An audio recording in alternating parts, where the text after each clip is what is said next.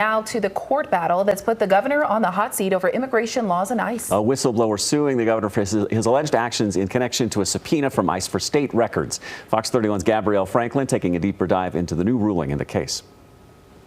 Yeah, unions representing state workers say that they're satisfied with the judge's ruling, but now they want the governor to be clear on where he stands when it comes to collaborating with ICE. Yesterday's ruling was a huge victory. I want to be very clear that while there were limitations placed on that ruling with respect to whether the governor can direct certain people from producing information, the court made it very clear that any production under the subpoena on its face would be a violation of our state laws.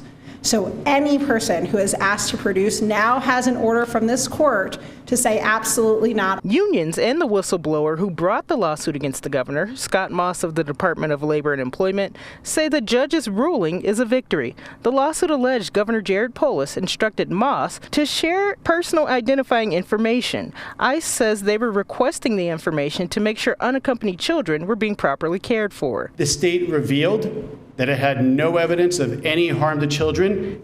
It never made any use of state resources to look into child welfare, which they would have done if child welfare were a real concern, rather than cover, as the state's own witness admitted it was, for the state's effort to do nothing more than collaborate and listen when ICE came back to them. While the judge did rule the governor can't make state employees comply with the ICE subpoena, he didn't block the governor or other people who work for the state from responding to the subpoena.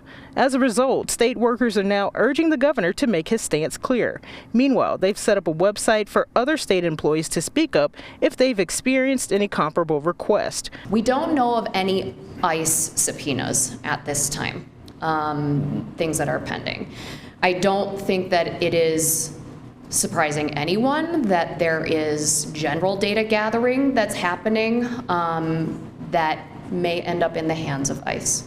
And those are things that we are very concerned about. Governor Polis's office sent us a statement saying, in part, we are reviewing the court's preliminary ruling to determine next steps in this matter. We will abide by the court's decision, as we have always said we would. Yeah, and union members are reminding folks that this ruling was just the first step in the matter. They said that the lawsuit is still pending.